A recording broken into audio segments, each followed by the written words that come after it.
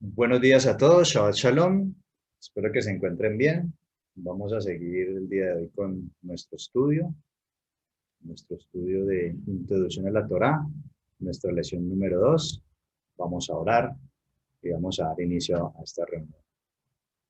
Padre Santo, te damos gracias por esta mañana que nos regalas en este día especial de Shabbat, en medio aquí en la situación en que estamos, aquí en Colombia, en Cali, las situaciones que están presentando. Te pedimos que seas tú siempre dándonos dirección para hacer lo que debemos hacer conforme a tu palabra, conforme a tu Torah, conforme a tus mandamientos. Te pedimos que seas tú dándonos la guía y la dirección y nos reunimos hoy delante de tu presencia, invocando tu santo nombre, como decía tu Hijo, el Mesías, donde se reúnen dos o tres en tu nombre, tú estás allí. Estamos haciendo aquí una congregación, una reunión, y te pedimos que sea tu nombre glorificado, tu palabra exaltada, que seas tú llenándonos con tu espíritu, para que sea Él quien nos guíe y nos dé el discernimiento de desechar lo malo y retener lo bueno. Que no sean palabras de un hombre, sino que sean palabras de tu espíritu dirigidas a nuestro espíritu, porque solamente esas palabras son las que nos van a transformar y van a hacer de nosotros una nueva creación. Te lo pedimos en el nombre glorioso de tu Hijo amado, Yehoshua, Yeshua, el Mesías, Jesús. Amén y amén.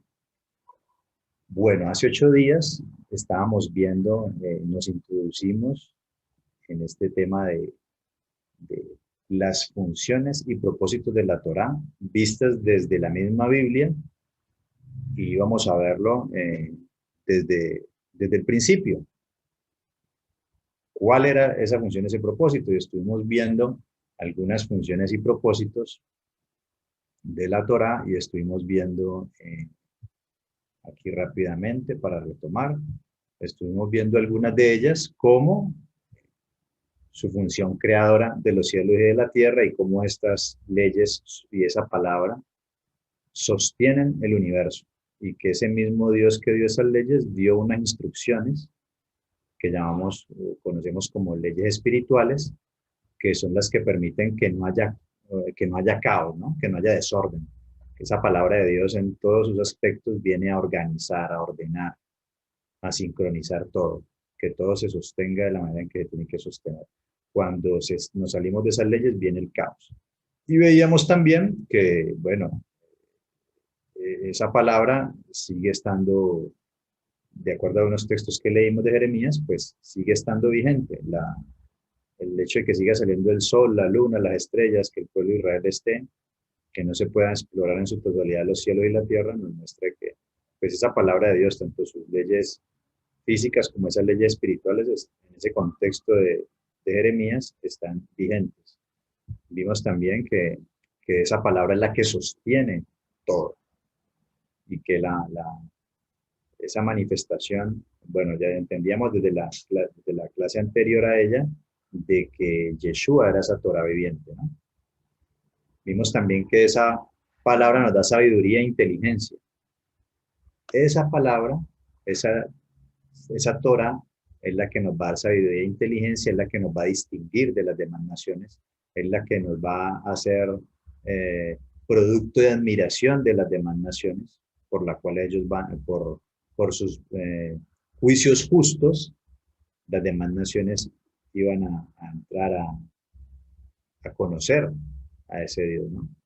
Que esa manifestación de Yeshua es la que hizo que esa luz empezara a emanar a todas las naciones. Veíamos que esa palabra, esa Torah, trae bendición. Estuvimos estudiando Deuteronomio 11 y Deuteronomio 30, donde habla de que el Eterno colocó camino de vida, camino de bendición y camino de muerte y de maldición. Y nos pone a escoger, ¿no? Camino de vida, y les hacía una pregunta retórica, que si el Mesías vino y guardó el camino de vida y de bendición, ¿cómo era posible que luego nos dijera que si creíamos en él, entonces nosotros ya podíamos andar por el camino de maldición y íbamos a llegar, y el final de ese camino iba a ser el mismo del camino de bendición? Evidentemente no es así. Y por último, habíamos quedado en que esa palabra trae prosperidad, y estuvimos leyendo unos textos muy conocidos popularmente, como Josué 1:7 y el Salmo 1, el 1 al 3, y cómo decía de que exhortaba el Creador a que si queríamos tener prosperidad y entendíamos también esa prosperidad como no solamente bendición y prosperidad económica y material, sino en todas las áreas de la vida, tenía que ver con la sabiduría para tomar las decisiones en el momento correcto y que al tomar las decisiones correctas de acuerdo a la palabra de Dios, pues íbamos a estar en shalom, en paz y en tranquilidad porque Él va a respaldar su palabra. ¿Por qué? Porque Él es fiel y cumple lo que Él ha dicho. Y veíamos en el Salmo 1 que veíamos acerca del árbol plantado junto a corrientes de aguas. ¿Sí? Dice que, sino que en la ley, en la Torá del Eterno está su delicia y medita en ella de día y de noche. Dice que será como árbol plantado junto a corrientes de aguas y su hoja caerá, su hoja y dará fruto a su tiempo. Y esto es lo que estamos tratando de entender acá. La Torá es la que, cuando nos deleitamos en ella, son porque ahí donde están las obras que Dios mandó a hacer. Las obras que el Eterno mandó que debíamos de hacer son las que están ahí escritas. Y esas son las que nos van a permitir crecer y dar fruto en su tiempo de manera natural. Veíamos que una de las funciones y los propósitos de la Torah era prosperidad. Y ahí quedamos. Creo que ahí quedamos. Y vamos a empezar a ver este otro punto. Y otra función y propósito es dar vida eterna. Y aquí vamos a ver que el Señor, en la medida que vamos avanzando, vamos a ver que el Señor dice que hay que repetir estas palabras. Entonces vamos a ir viendo diferentes versículos y vamos a ver que a veces podemos sonar repetitivos, pero bueno, el Señor mandó, el método que mandó, por el cual debemos aprender a por la repetición. La repetición nos permite interiorizar, grabar y nos va a llevar en algún momento a la práctica, ¿no? Entonces, miremos algunos versículos. Dar vida eterna, Deuteronomio 32, 45 al 47. Dice lo siguiente. Y acabó Moisés de recitar todas estas palabras a todo Israel. Y les dijo, aplicad vuestro corazón a todas las palabras que yo os testifico hoy, para que las mandéis a vuestros hijos, a fin de que cuiden de cumplir todas las palabras de esta ley. Porque no os es cosa vana, es que es vuestra vida. Mire que, contrario a lo que nos han enseñado, aquí Moisés manda al pueblo, dice que aplicad vuestro corazón a la palabra, es decir, esto lo vimos en la lección pasada en la Muna terminando, debemos nuestro corazón amoldarlo a la palabra del Creador. Nuestro corazón se debe amoldar a esa palabra de Él. Está el molde de la palabra de Él, cómo quiere que sea nuestro corazón. Nosotros debemos amoldar ese corazón a ese molde de la palabra, de lo que la palabra dice que debe ser nuestro.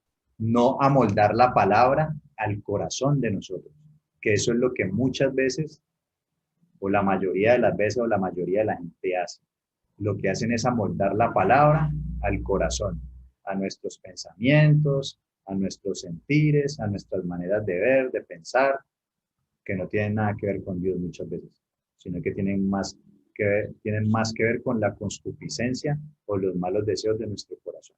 Y el Eterno dice a través de Moisés, o sea, ustedes tienen que aplicar su corazón al molde de la palabra. El corazón tiene que amoldarse a la palabra, no al contrario. Pero ¿qué es lo que vemos hoy en día? ¿Qué es lo que está enseñando en muchas congregaciones? Sin querer o queriendo, como sea, por desconocimiento, por ignorancia o por lo que sea, vemos, cuando estudiamos la escritura un poco más en profundidad, que están enseñando otra cosa, muy diferente de lo que Dios ha dicho. El Eterno dice que debemos aplicar el corazón, ¿para qué? A fin de cumplir, dice que miren, aplicad vuestro corazón a todas las palabras que yo testifico hoy, para que mandéis a vuestros hijos. O sea, es deber de nosotros enseñarle a nuestros hijos de qué, de que cuiden de cumplir todas las palabras de esta ley. Hasta donde yo sé, la palabra del Creador es eterna, el Eterno no cambia y no sé en qué momento no. Ya no hay que cumplir las palabras de esta ley. Y luego dice, porque no es cosa vana, sino que es vuestra vida.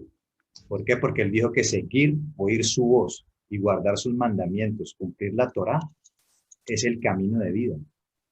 No sé cuándo se convirtió en camino de muerte, no sé cuándo se convirtió en camino de maldición, Cuando lo leímos hace 8 días en el estudio, he colocado delante de ti camino de vida y de bendición, camino de muerte y maldición. Escoge la vida, oyendo la voz del Señor tu Dios, guardando sus mandamientos, sus estatutos y decretos, la Torá. No sé en qué momento cambió esto. El Eterno, ¿cuáles son las palabras del Eterno? Que guardar la Torá es nuestra vida, es vida. Dice, y por medio de esta ley haréis prolongar vuestros días sobre la tierra donde vais pasando el Jordán para tomar posesión de ella. Guardar los mandamientos es vida, no es muerte, no es maldición, es parte del camino de vida. El hecho de que creamos en el Mesías no quiere decir que ahorita podemos andar por cualquier camino. Tenemos que andar por el camino que anduvo el Mesías de Israel. ¿Y cuál fue el camino que él anduvo? Pues, mis queridos amigos, el camino que él anduvo fue este que le está diciendo al pueblo a través de Moisés, que hay que cumplir la Torá porque no es cosa vana, sino que es vida. Eso fue lo que hizo el Mesías, al cual se supone que debemos seguir. Juan 5:39, ¿qué dice? Le está hablando a los fariseos y escudriñad las escrituras, porque a vosotros os parece que en ellas tenéis vida eterna, y ellas son las que dan testimonio de mí. Y no queréis venir a mí para que tengáis vida. El pueblo de Israel tenía claro, por lo que leímos ahorita, que ahí en esa escritura, en esa ley, el aprenderla, el guardarla, el meditar en ella y guardarla, ponerla por obra, en ello estaba la vida. Por eso él les dice, ustedes escudriñan las escrituras porque a vosotros os parece que en ellas tienen vida eterna. Bueno, esas escrituras en las cuales hay vida eterna, ellas son las que dan testimonio de mí. ¿De qué hablan la Torá y los profetas? Pues ahí es donde está revelado y contenido el mensaje del Mesías. ¿Con qué predicó Yeshua? ¿Con qué predicó el Mesías? Jesús. Yeshua en hebreo. Me gusta más llamarlo por su nombre hebreo. ¿Con qué predicaron los apóstoles? Con esas escrituras. ¿Cuáles tenían ellos? La Biblia hebrea, la Torá y los profetas. En ese momento no había Nuevo Testamento. Con eso era que ellos predicaban del Mesías. Marcos 10 del 17 al 22. Mire que en ningún momento el Mesías está contradiciendo lo que dijo Dios a través de Moisés allá, de que en la escritura estaba la vida, de que en la Torá había vida. Marcos 10, 17 al 22. Ok, vamos a leerlo aquí. Dice lo siguiente, al salir él para seguir su camino, vino uno corriendo e hincando la rodilla delante de él, le preguntó, Maestro bueno, ¿qué haré para heredar la vida eterna? El Mesías le dijo, ¿por qué me llamas bueno? Ninguno hay bueno, sino solo uno, Dios. Los mandamientos, ¿sabes?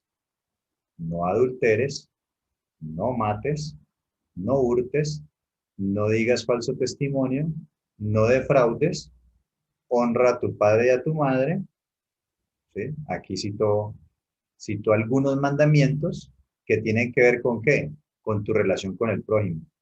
¿Sí? No citó el de no tendrás otros dioses, el de guardar Shabbat, el de no tomar el nombre de tu Dios en vano, eso no lo citó básicamente los de tu relación citó algunos de tu relación con el prójimo, ¿no? Que está en el decálogo. Dice, él entonces, o sea, el joven, le preguntó, entonces respondiendo le dijo, maestro, todo esto lo he guardado desde mi juventud. Entonces el Mesías mirándole le amó y le dijo, una cosa te falta, anda, vende todo lo que tienes y dalo a los pobres y tendrás tesoro en el cielo. Y ven, sígueme, tomando tu cruz. Pero él afligido por esta palabra se fue triste porque tenía muchas posesiones. Entonces el Mesías mirando alrededor, dijo a sus discípulos, cuán difícilmente entrarán en el reino de Dios los que tienen riquezas. Los discípulos se asombraban de sus palabras, pero Jesús respondiendo volvió a decirles, hijos, cuán difícil es entrar en el reino de Dios los que confían en la riqueza. Recuerden que el Mesías siempre estuvo hablando de que no puedo servir a dos señores. O sea, en este momento, incluso nosotros, hay un Dios que es el Dios dinero, el Dios riqueza. ¿Qué pasaba? El Mesías le citó, como el Mesías conocía los corazones de los hombres, le citó los que el joven había guardado, que bien respondió, esto lo he guardado desde mi juventud.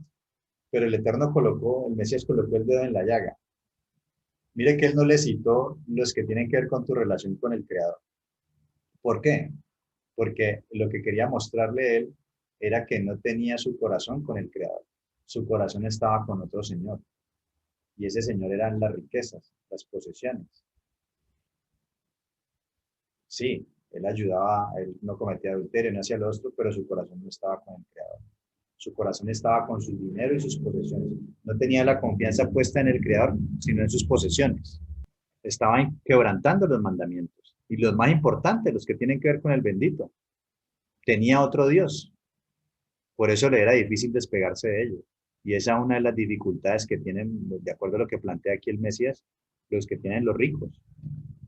Porque termina siendo, depositando su confianza, su emuná, su confianza no en el Creador, sino en sus posesiones, en sus bienes. Pero bueno, aquí trayéndolo al punto, es que, ¿cuál fue la respuesta de Yeshua, del Mesías, cuando le pregunta el joven, ¿qué haré para heredar la vida eterna? ¿Y cuál fue la respuesta de él? Los mandamientos. Los mandamientos, ¿por qué? Porque los mandamientos hacen parte del camino a la vida eterna. Yeshua, como lo ven, bueno, eso lo vamos a ver más adelante, Yeshua es el sacrificio que nos permite entrar a ser parte del pacto, que ahorita no sé si lo alcancemos a ver hoy. Nos va a permitir hacer parte del pacto, y parte del pacto es ¿qué? Que hay que guardar los mandamientos. Evidentemente el joven rico ya hacía parte del pacto. Por eso él le dice, ¿qué tengo que hacer? Bueno, seguir en el camino, guardando los mandamientos. Cosa diferente a los gentiles que no están en el pacto. Miremos otra función y propósito de la Torá. Entonces vemos que la Torá es camino de vida y nos lleva a la vida eterna. Funciones y propósitos de la Torá. Camino, verdad y vida. Vamos a mirar Salmo 119, 142. En Salmo 119, 142 dice, tu justicia es justicia eterna y tu Torá, la verdad. ¿Qué dice el salmista? Que la Torá es ¿qué?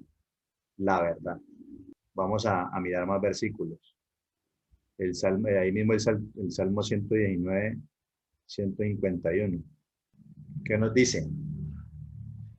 Cercano está tú, oh Adonai, y todos tus mandamientos son verdad. Todos tus mandamientos son verdad. La Torá es verdad, tus mandamientos son verdad. Ya sabemos que la Torá y los mandamientos son verdad y son la palabra del Creador. En el contexto del Mesías, cuando hablaban de la palabra, se están refiriendo a la Torá. Cuando el Mesías dice, santifícalos en tu verdad, tu palabra es la verdad, se está refiriendo a las palabras de Dios que fueron las instrucciones. La Torá y los mandamientos. Sigamos acá, ahora. Proverbios 6:23. ¿Qué nos va a decir? Porque el mandamiento es lámpara y la enseñanza luz, y camino de vida, las reprensiones que te instruyen. ¿Qué es el mandamiento? Es lámpara, es enseñanza. ¿Y qué es? Camino de vida. Es camino de vida. Esas son las instrucciones del Eterno. Miremos acá el Salmo 119:1. ¿Qué nos dice? Volvamos al Salmo. Es camino, ¿no? Camino de vida. Otro texto que nos habla del camino. Dice, bienaventurados los perfectos de camino, los que andan en la Torá de Adonai, de Elohim. ¿Cuál es el camino perfecto? Andar en la ley. Ese es el camino perfecto, no hay otro. ¿Qué es la Torá? Ya lo vimos, camino de vida, camino perfecto. ¿Sí? Es verdad. Ahora vamos a Juan 14:6. No, antes de ir a Juan 14:6, vamos a... bueno, sí. Proverbios 4:4. Vamos a Proverbios 4:4. Y él me enseñaba y me decía, retenga tu corazón mis razones, guarda mis mandamientos y vivirás. Guarda mis mandamientos y vivirás. Entonces, ¿qué tenemos que es la Torá? La Torá, de acuerdo a lo que estamos leyendo en los pasajes, es camino, camino perfecto, es verdad y es vida. Ya sé que ustedes están pensando, uy, ok, vamos a leerlo. Yo sé que están pensando en este pasaje, en Juan 14:6, que se lo han enseñado donde quiera que usted haya estado, sea católico, cristiano, lo que sea, siempre lo han inculcado. Juan 14:6, ¿qué dice? El Mesías dijo, yo soy el camino y la verdad y la vida. Nadie viene al Padre sino por mí. Es decir, el Mesías, pues ya lo hemos visto y aquí lo ratificamos, el Mesías es la Torah viviente. La máxima, cuando empezamos viendo este estudio, estuvimos viendo que el Eterno fue revelando la Torah, fue revelando Torah, instrucción, desde un comienzo. Y que la máxima revelación de esa Torah fue que se hizo carne y habitó entre nosotros. Lo leímos en Juan capítulo 1, versículos del 1 al 14. Se los dejé de tarea, los leímos aquí. Y es que esa Torah, esa palabra, esa instrucción, ese verbo, esa palabra creadora que sostiene el universo, se hizo carne y habitó entre nosotros. Y esa palabra es el camino, la verdad y la vida. Los calificativos que el Eterno y todos le daban a la Torah. Entonces, una de las funciones y propósitos de la Torah es camino, verdad y vida. El Mesías era ello.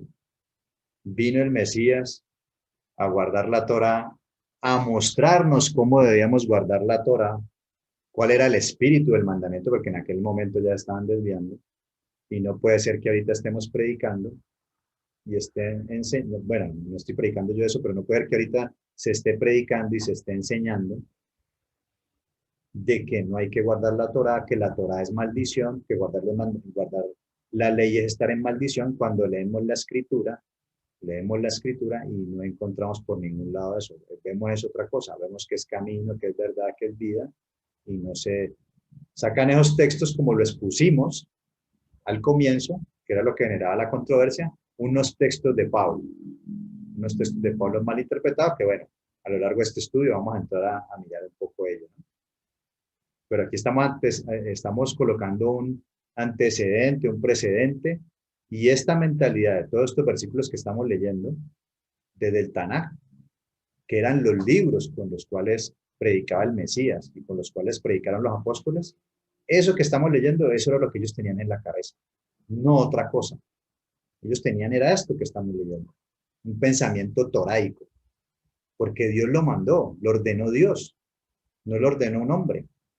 Vamos al Salmo 19, del 7 al 8. Ojo, la Torá de Adonai es que perfecta, que convierte el alma. El testimonio de Adonai es fiel, que hace sabio al sencillo. Mire, aquí ya está un resumen de lo que hemos estado hablando. La Torá es perfecta porque es el camino de vida, el camino de perfección como lo vimos allá. Vino el Mesías, el Mesías, Yeshua, o Jesús como usted lo ha conocido, vino a mostrarnos cómo guardarla, a mostrarnos cómo debemos andar en el camino. Es más, Él nos quiere llevar de la mano por el camino. Eso es lo que vino a hacer, a darnos ejemplo. Y hay un versículo que dice que el que dice que anda en él debe andar como él anduvo. Quiere decir eso que tenemos que andar con el cabello largo. Ya les expliqué que no podía tener el cabello largo. Esos son ya historias de hombres. Que andaba en sandalias, no se refiere a eso. Se refiere a andar en carácter como él andaba, guardando la palabra del Creador. La ley de Adonai es perfecta, que convierte el alma. Y hemos estado viendo eso. La palabra es la que nos transforma, lo venimos viendo desde la lección 1. La palabra es la que nos da vida, nos transforma, nos hace una nueva persona. El testimonio de Adonai es fiel, que hace sabio. Ya vimos que daba sabiduría. La palabra del Creador, la Torah, es la que nos hace sabio. Es la que nos va a dar la sabiduría para tomar las decisiones correctas en diferentes circunstancias. Entonces, esa Torah es perfecta. Los imperfectos somos nosotros, pero la palabra de la ley del Eterno es perfecta. Convertir el alma, el versículo solamente el 8, dice, la ley de Adonai es perfecta y convierte el alma, el testimonio de Adonai es fiel, que así sabe el sencillo, los mandamientos de Adonai son rectos, que alegran el corazón, el precepto de Adonai es puro, que alumbra los ojos. Entonces, ¿qué vemos aquí? Que esa ley es perfecta, ¿sí? Que convierte el alma, que nos da sabiduría, que esos mandamientos son rectos, que alegran el corazón y que ese mandamiento es que puro y va a alumbrar nuestros ojos para que andemos por el camino correcto. Todo esto era lo que era el pensamiento toraico que estaba en la cabeza del Mesías, de los apóstoles y de los primeros creyentes que eran hebreos. Ellos entendían esto de lo que estamos hablando aquí nosotros. Ese era el concepto que ellos tenían. Ellos no tenían en su cabeza que guardar la Torá era maldición, que guardar la Torá era pecado, no. Que eso es judaizante, no. Es que, a ver, o sea, cuando le entregó la Torá al pueblo, ¿quiénes estaban ahí? El pueblo de Israel y habían hasta gentiles, que al ver las maravillas que el Creador hizo para liberar al pueblo, muchos de ellos vieron que los dioses egipcios eran dioses falsos y aceptaron y abrazaron al Dios de Israel. Este es el Dios verdadero, lo ha demostrado. Y se fueron con el pueblo y se convirtieron al Dios de Israel. O sea que ahí estaba representada la humanidad, el pueblo de Israel y los gentiles que quisieron adherirse al pueblo de Israel. Porque el Eterno los liberó de ahí para formar una nación. Y en una nación hay nativos y hay extranjeros que quieren hacerse parte de la ciudadanía. Y para ello deben someterse ¿a qué? A las leyes de esa nación. Y como les he explicado a ustedes, el Eterno liberó a ese pueblo para volverlo una nación, le dio una tierra, tenían un idioma y les dio una constitución que es la Torá.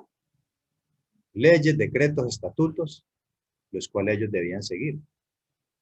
Y era lo que los iba a distinguir, como hemos venido viendo, de las demás naciones. Por lo tanto, vemos aquí claramente que esa Torá cumplía unas funciones y unos propósitos muy importantes. Y todo eso, todo ello, era lo que estaba dentro de la mente de los personajes del Brit Hadashah o Nuevo Testamento. Eso es lo que pensaba el Mesías, eso es lo que pensaban los apóstoles. Ahora, vigencia de la Torá, entramos aquí ya en otro punto. Ya terminamos de ver las funciones y propósitos. Ahorita, bueno, vamos a analizar si la Torá, que dice la misma escritura, si la Torá está vigente o no está vigente. Si es verdad lo que están predicando de que la Torá está abolida o que ya no está vigente, miremos qué dice la misma escritura al respecto. Dejemos que sea ella la que nos cuenta. Dice que magnificarla y engrandecerla. Vamos a Isaías 42, 21. Dice, Adonai se complació por amor de su justicia en magnificar la Torá y engrandecerla. Adonai se complació por amor de su justicia magnificar la Torá y engrandecerla. O sea, yo les pregunto, pues una pregunta retórica para que ustedes respondan allá, para que cuestionen. ¿Será que el Dios inmutable, que no cambia, que decimos que su palabra es eterna, dice que se complació? Es que las palabras que están aquí en este texto son tremendas. Se complació por amor de su justicia. O sea, Dios siempre nos han predicado que Dios es amor, ¿no? Dios es amor, pero Dios también es justo. Y en amor a esa justicia, magnificó y engrandeció la Torá. ¿Cuál es la manifestación magnífica de la Torá? Pues que se hizo carne y habitó entre nosotros. Se llama Yeshua, el verbo, la palabra, la Torá que se hizo carne.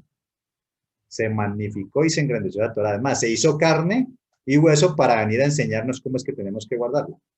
Porque evidentemente en ese tiempo se estaban desviando del espíritu del mandamiento. Estaban teniendo unas interpretaciones que estaban volviendo cargosas también por el pueblo y algunos estaban desviando. No todos, pero sí muchos. Y hoy en día estamos viendo lo mismo, que estamos cogiendo la Torá y le estamos añadiendo y quitando y poniendo, y a veces hasta la quitamos toda. Y decimos que no, que hay unas leyes nuevas y esto y lo otro. ¿Para qué el Eterno le iba a engrandecer si luego le iba a quitar?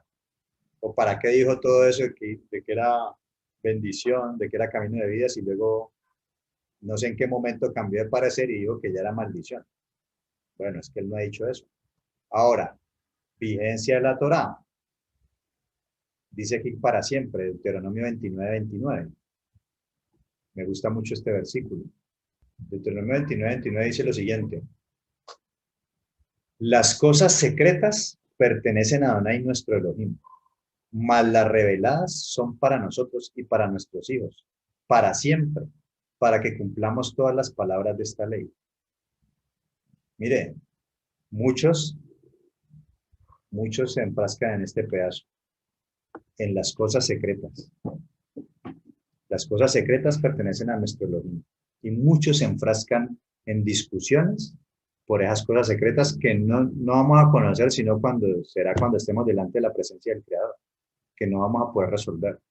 Mire que él hablaba en textos anteriores que leímos en clases pasadas, de conocer la profundidad de la tierra, los cielos, que esas cosas no le vamos a poder descubrir en su totalidad. Cosas del mismo Dios. Sí, algunos de ustedes los ve peleando que trinitario, que la Trinidad, que unitario, bueno, todas las cuestiones, ¿sí? Pero, ¿qué dice la palabra? O sea, se enfrascan en esas discusiones, hasta se dejan de hablar por esos temas, pero el Eterno sí hay algo que nos lo dejó ahí, y es más, nos lo dejó escrito, y es esa ley, esa palabra.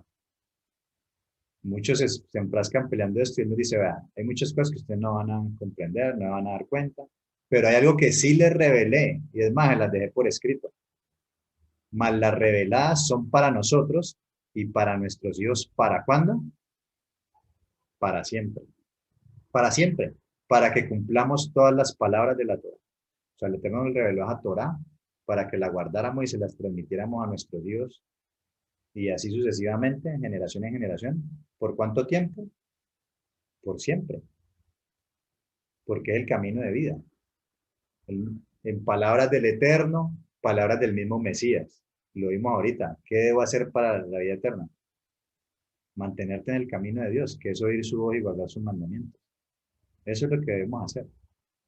Ahora, este pedazo es crucial. Vamos a concentrarnos aquí.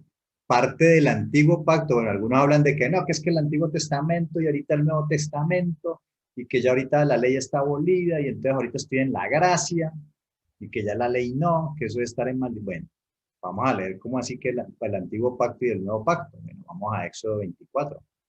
Nos vamos a sorprender aquí en Éxodo 24. Dice lo siguiente. Éxodo 24, están en el monte Sinaí, el Eterno le entrega la Torá a Moisés. Dice, dijo Adonai a Moisés, sube ante Adonai tú y Aarón, Nadab y Abiú, y 70 de los ancianos de Israel, y os inclinaréis desde lejos.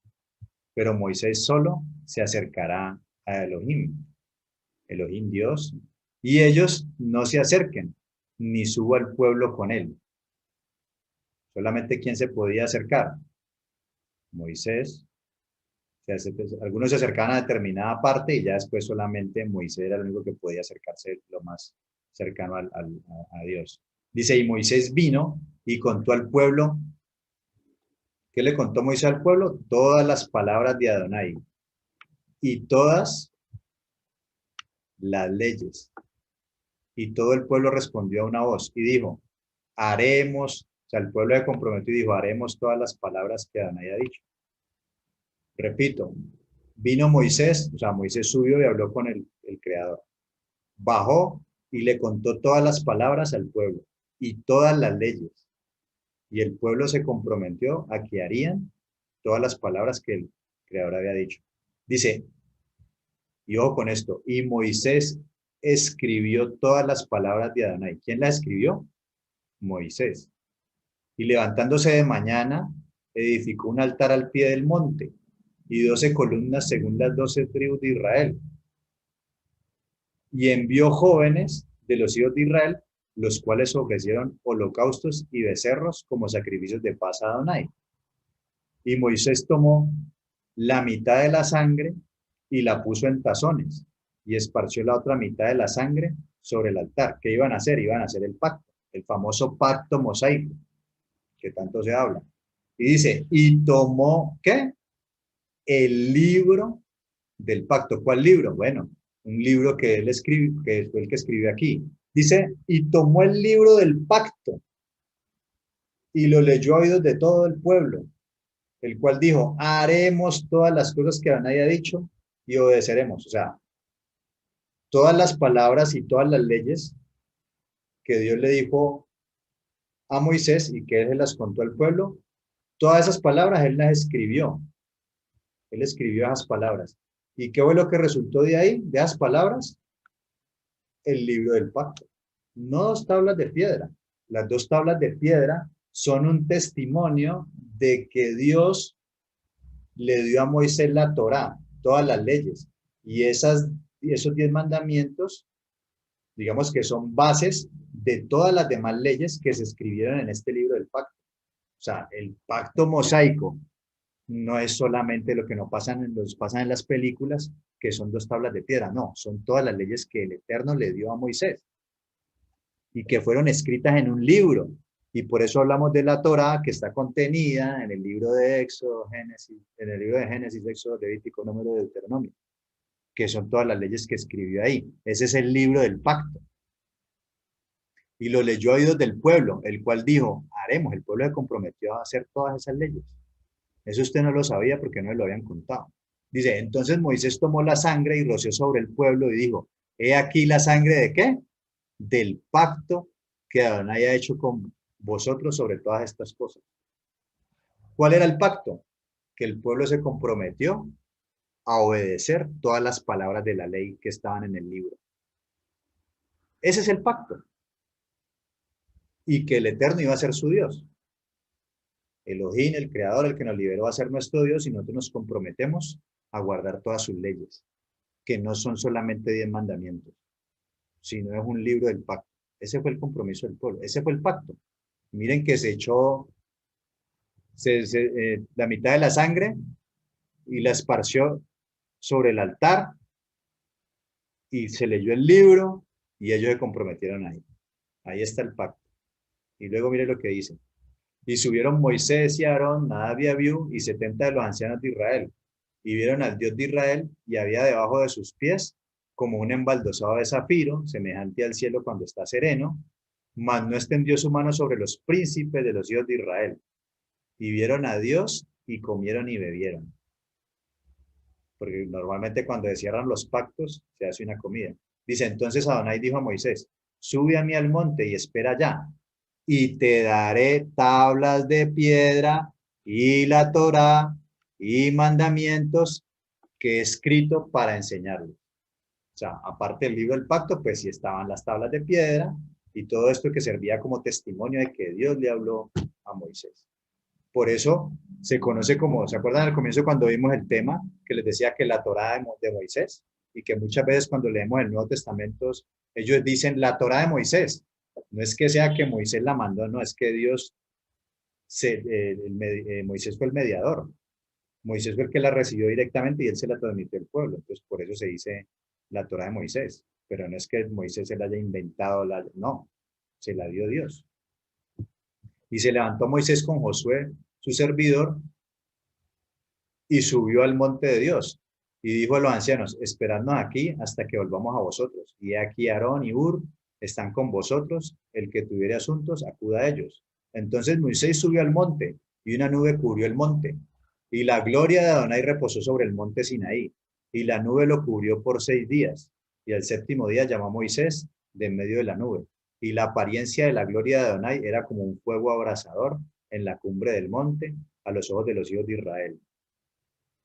Y entró Moisés en medio de la nube y subió al monte y estuvo Moisés en el monte 40 días y 40 noches. Aquí fue donde estableció el pacto mosaico. Claramente la escritura nos está mostrando que ese pacto era con que el pueblo se comprometió a guardar las leyes de Dios que estaban en toda la Torá que el Dios le dio, que obviamente incluye los mandamientos. Punto importante, ¿por qué? Porque vamos a ver ahorita, y por eso coloqué aquí en esta imagen, cuando Moisés recibe las tablas de piedra, pero también aquí Moisés, ¿qué? Tomando nota de todas las palabras que Dios le había dicho, porque todo ello hace parte del pacto mosaico. No son solamente 2 tablas de piedra y 10 mandamientos como nos han dicho. Ahora, vamos a contrastar esto con Jeremías 31, del 31 al 36. Mira lo que dice aquí. He aquí que vienen días, dice Adonai, en los cuales haré nuevo pacto. O sea, este es el texto. ¿Se acuerdan cuando el Mesías dice, cuando están en la cena, y se levanta con la copa y le dice, esta copa es el nuevo pacto en mi sangre? ¿A qué pacto está refiriendo el Mesías? A este. Él venía a este cumplimiento profético. Y esa palabra nuevo es la palabra hebrea Hadash. Y esa palabra Hadash, en el contexto hebreo, no solamente se refiere a algo nuevo, sino que se refiere a renovación. Renovación, nuevo. No necesariamente es algo que yo voy a estrenar.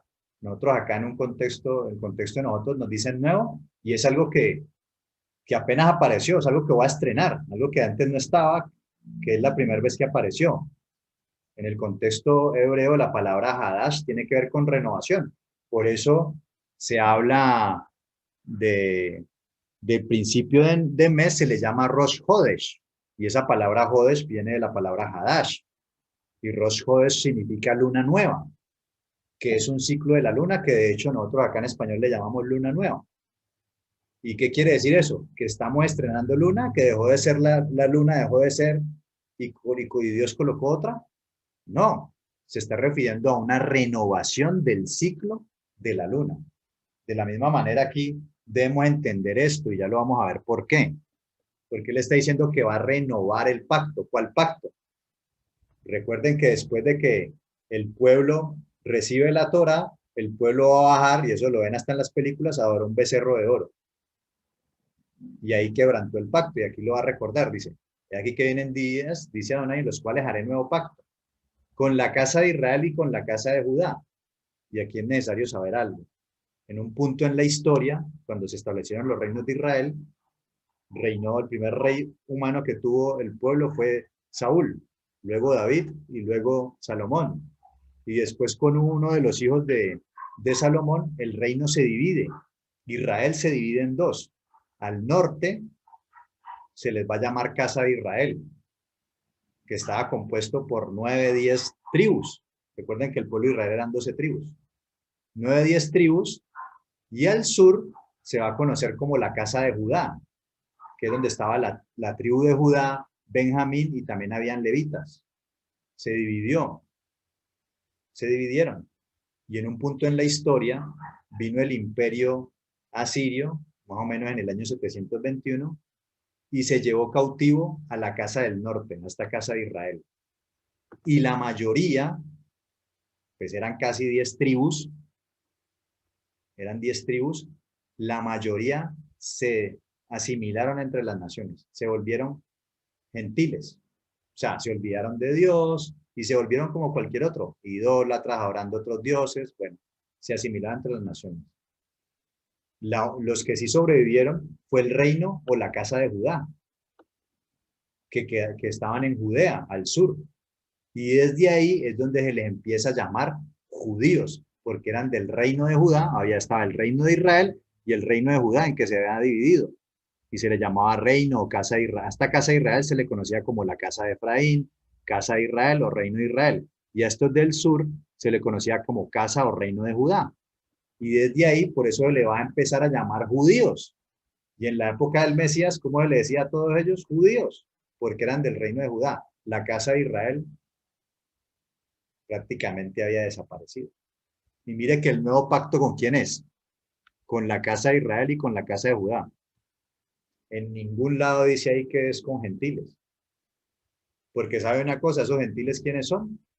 Esta casa de Israel que volvieron gentiles y que ya no se sabe quiénes son, perdieron la identidad. Bueno, de hecho, otro tema que tenemos es el tema de identidad y donde vamos a explicar bien esto. Pero el punto aquí es que se iba a renovar el pacto. ¿Cuál pacto? El que quebrantaron allá por hacer el becerro de oro. Ya aquí lo está hablando el profeta Jeremías en un tiempo donde pues Israel ya se había dividido. Por eso habla de que hará un nuevo pacto con la casa de Israel y la casa de Judá. Estos dos juntos eran el Israel, el reino de Israel total. Ya en la época del Mesías, cuando está el Mesías, solamente está la casa de Judá y por eso le llamaba judíos. Y el Mesías, esta copa es el nuevo, es el Brit Hadashah en hebreo, Brit Hadashah, la renovación del pacto o el nuevo pacto en mi sangre. Dice, no como el pacto que hice con sus padres el día que tomé su mano para sacarlos de la tierra de Egipto. ¿Cuál? El que acabamos de leer en Éxodo 24. Porque ellos invalidaron mi pacto. ¿Qué hicieron ellos? Invalidaron el pacto, lo quebrantaron. Aunque fui yo un marido para ellos, dice Adonai. Entonces, ¿qué viene a hacer el Mesías? A renovar este pacto. Dice, pero este es el pacto que haré con la casa de Israel en aquellos días. Dice, daré mi Torah en su mente y la escribiré en su corazón. Y yo seré a ellos por Dios y ellos me serán por pueblo. O sea, esa misma Torah que le había dado a Moisés en unas tablas y que le había dictado, ahorita el Eterno, ¿qué iba a hacer con esa Torah? La quería escribir en nuestro corazón. Y yo seré a ellos por Dios y ellos me serán por pueblo. Cuando el Mesías levanta la copa y está el nuevo pacto en mi sangre, está refiriendo a este pacto. Y ese pacto consiste en que esa Torah que allá no quisieron guardar, ahorita Él la quiere escribir en nuestro corazón para que sí la guardemos. Y yo seré a ellos por Dios y ellos me serán por pueblo. ¿Por qué? Porque como ya hemos visto, la Torah es el camino, verdad y vida. La Torah es perfecta, es pura, convierte el alma, todo lo que hemos visto hasta el momento. Ese es el nuevo pacto. Hay una renovación del pacto. Y es más, ahorita nos da del Ruach, del Espíritu. Y ese Espíritu tiene el propósito de escribir esa Torah en nuestro corazón y de darnos el dominio propio para guardarlo, que ellos allá no tenían el Espíritu. Acá nosotros tenemos mayor responsabilidad, porque se nos dio del Espíritu de Dios. Dice que no nos ha dado un espíritu de cobardía, sino de poder, de amor y de dominio propio. Y ese dominio propio es para no hacer lo que mis malos deseos quieren, sino para hacer lo que Dios dice. ¿Y qué hacer lo que Dios dice? Bueno, esto. De ahí viene el recita y medita en este libro de la ley. Todo eso es escribir la Torah en nuestro corazón. En el contexto hebreo, el corazón significa mente también. Daré mi Torah en su mente y en su corazón. Allá fue escrita en papel, en piedra, y ahorita quiere escribirla en nuestro corazón y para eso nos da el Espíritu. A ver, yo veo si aquí tenemos este texto, a ver, porque ahí está. A ver. Ok, sí, en Ezequiel. Bueno, si terminemos de leer este texto porque no lo hemos terminado de leer. Dice, entonces el nuevo pacto es escribir la Torah en el corazón. Y no enseñará más ninguno a su prójimo ni ninguno a su hermano diciendo, conoce a Adonai, porque todos me conocerán, desde el más pequeño de ellos hasta el más grande, dice Adonai, porque perdonaré la maldad de ellos y no me acordaré más de su pecado. Bueno, algunos hablan de que esto es profético cuando el Mesías venga directamente en su segunda venida y va a gobernar con la Torah. Va a demostrarle a la humanidad que el camino era ¿cuál? Guardar la Torah.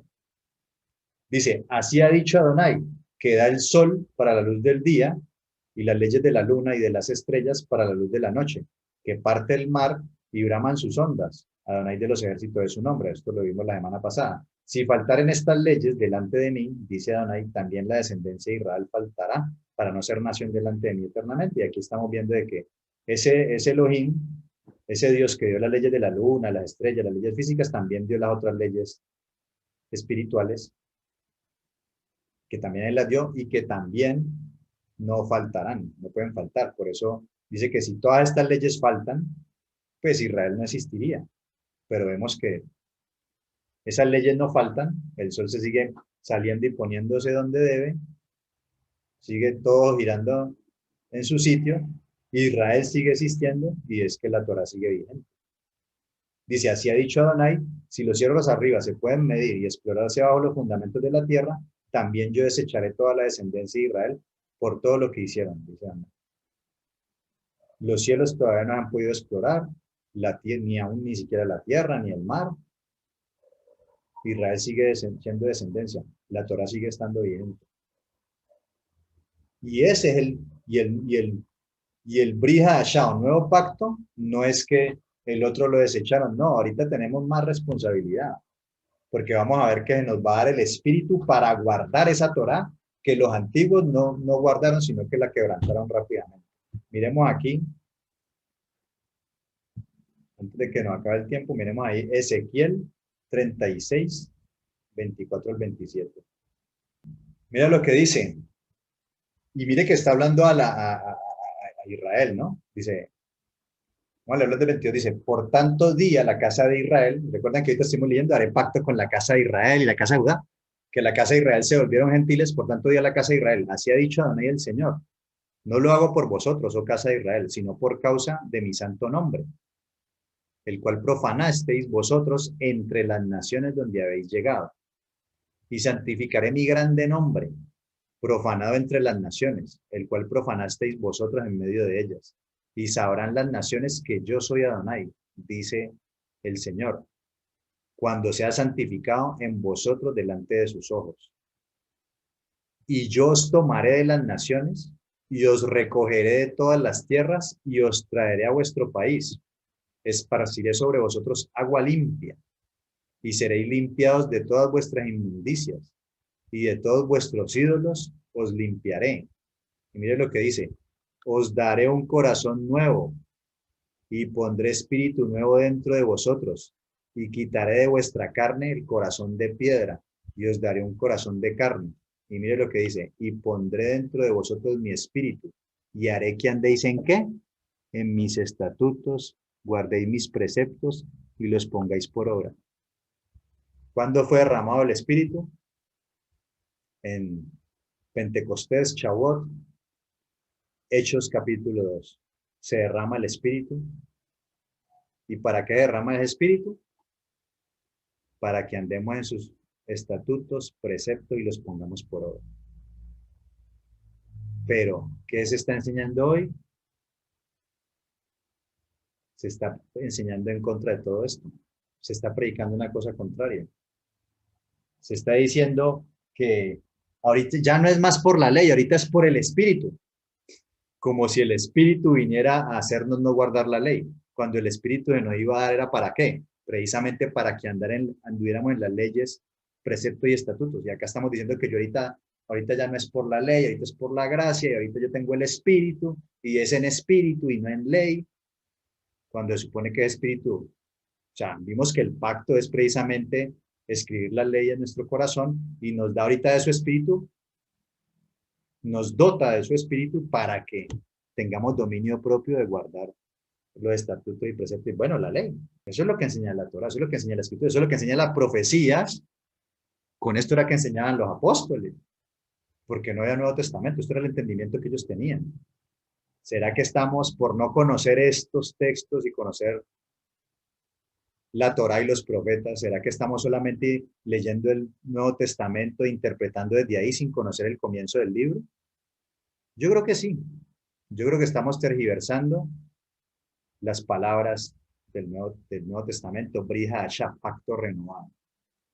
Mesías vino a renovar el pacto, vino a darnos de su espíritu para que ahorita sí la guardáramos los mandamientos. Me salté una diapositiva, salté de esta a esta. Miren, aquí hay un texto que habla de que la Torah es la que me hace conocer el pecado. O sea, cuando nosotros decimos que es por gracia y no por ley, y entendemos la gracia como algo diferente de la ley. O sea, sin ley no puede haber gracia. Cuando yo digo que la Torah está abolida, se me va a presentar el siguiente problema. Si la Torah está abolida y la Torah es la que me muestra que es el pecado, de hecho hay un texto en Primera de Juan, vamos a leerlo acá, Primera de Juan 3, 4. Mira lo que dice aquí, todo aquel que comete pecado infringe también la ley, pues el pecado es infracción de la ley. Y ojo con esto, ¿el pecado qué es? Infracción de la ley. Cuando yo digo que la Torah está abolida, que la ley de Dios está abolida, entonces automáticamente el pecado deja de existir. Si no hay ley, no hay pecado, porque el pecado es infracción de la ley que ya no existe. Por lo tanto, el pecado no existe. Y si el pecado no existe, pues tampoco puede haber gracia, porque la gracia es, como tú lo estás diciendo, el favor inmerecido, porque dice la Biblia que la paga del pecado es la muerte, y esa muerte se refiere a separación del Creador. Si el pecado no existe, Si la ley no existe, el pecado no existe. Por lo tanto, la gracia, que es el favor inmerecido que recibió el hombre por haber quebrantado la ley, tampoco existe. Porque entonces, ¿para qué predicamos un Salvador y un Mesías si ya no lo necesitamos? Sí, somos libres, eso es verdad. O sea, si la ley no existe, el pecado no existe. Y si el pecado no existe, ¿yo para qué necesito un Salvador que muera por mis pecados? Y eso ya no existe. ¿Para qué voy yo a predicar del Mesías si el pecado dejó de existir hace 2000 años cuando el Mesías murió? El pecado no existe. Dejó de existir, ya el pecado no hay. Entonces, mire el problema en que yo me meto cuando quito la Torá. ¿Qué es lo primero que vamos cuando vamos a predicar? Bueno, aquí me estoy adelantando a todo, ¿no? ¿Qué es lo que hacemos cuando vamos a predicar del Mesías? Vea, es que usted está en pecado. ¿Por qué está en pecado? Porque infringió la ley de Dios y por eso necesitas un Salvador. Por eso necesitas, el Mesías cargó con el pecado de la humanidad. ¿Y cuál era ese pecado? Pues que no hacía y no quebrantar la ley. Y tenía que haber una pena, y esa pena era la muerte. Y él cargó, se hizo pecado y murió por nosotros, para que nosotros ahorita pudiéramos reconciliarnos con Dios. Pero esa reconciliación con Dios es que antes estábamos en el camino de muerte, ahorita nos reconciliamos con Él y empezamos a andar el camino de vida. Antes, el camino de muerte es que andábamos, era que no oíamos la voz de Dios, no guardábamos sus mandamientos, ni sus decretos, ni sus estatutos. El Mesías lo que hace es meternos en el camino y poder empezar a oír otra vez la voz de Dios y empezar a guardar sus mandamientos. Les voy a poner un ejemplo de esto de ley y gracia. Hay unas leyes como en todo, hay unas leyes de tránsito. ¿Qué dice la ley? Yo voy en el carro. La ley dice que yo, cuando el semáforo está en rojo, debo detenerme. Si yo voy andando en el carro y veo el semáforo en rojo y paro, estoy en ley, estoy andando en la ley, me estoy comportando conforme a la ley dice. Pero si yo veo el semáforo en rojo y sigo derecho, ¿qué dice la ley? Bueno, hay una infracción, hay una penalidad. Y el solo hecho de esa ley que traía, orden. Si yo me paso ese semáforo en rojo, ¿qué voy a traer? ¿Qué pasa cuando quebranto la ley? Traigo caos. ¿Y qué puede pasar? Y desorden. ¿Qué pasa si me paso el semáforo en rojo? ¿Puedo atropellar a alguien? ¿Puedo tener un accidente con otro carro de otro que venga en otro sentido con semáforo en verde que tenga la vía? ¿Me puedo matar yo? ¿Puedo matar a otro?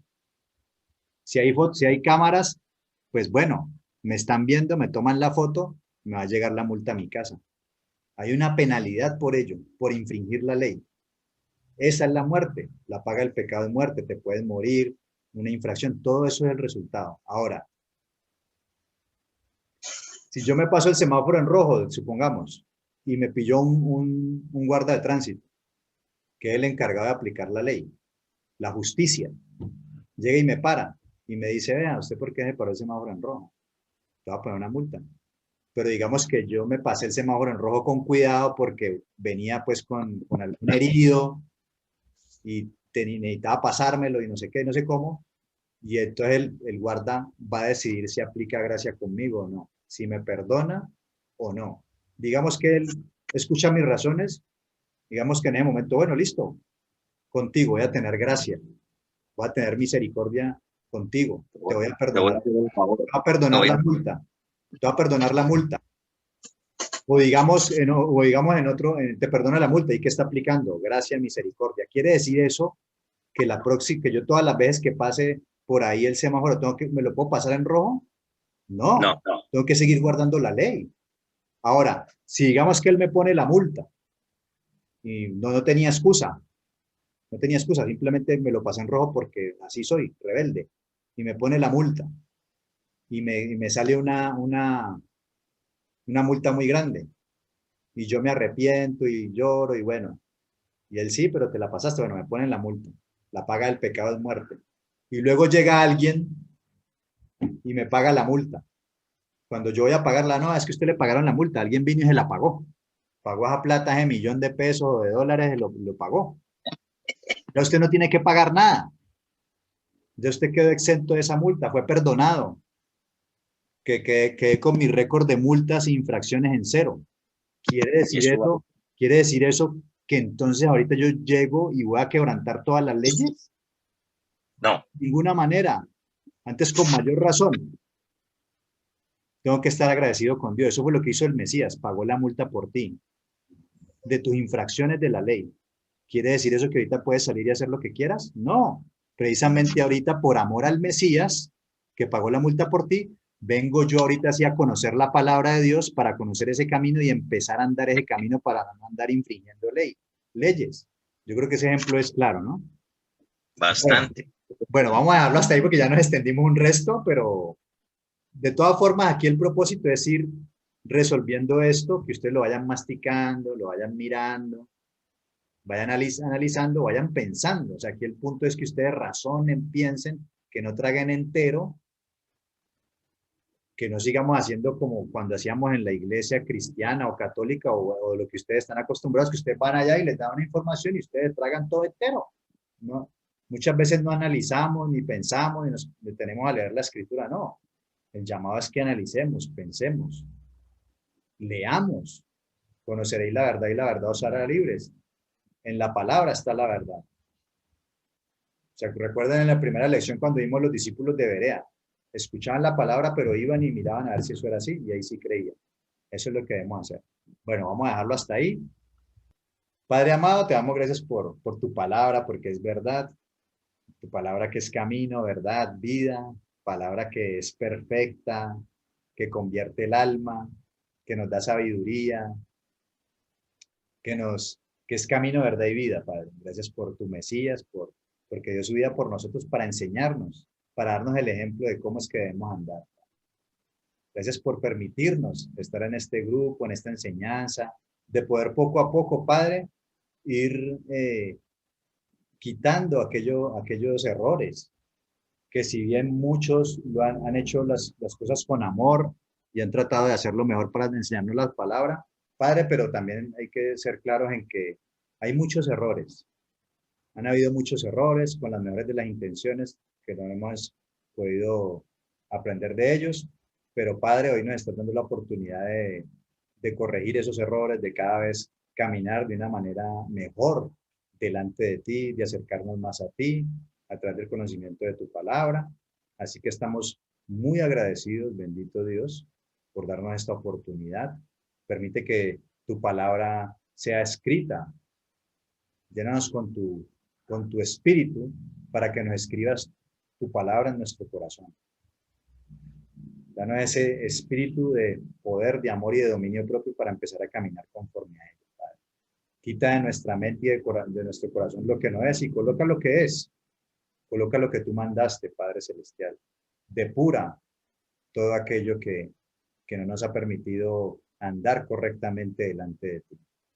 Así que colocamos este tiempo delante de ti y este resto de día de Shabbat en tus manos para que seas tú haciendo tu obra en nuestro corazón cada día y que esta semana sigas actuando en nosotros, Padre. Te damos muchas gracias en el nombre de nuestro Mesías, el Mesías de Israel, Yehoshua. Amén y amén.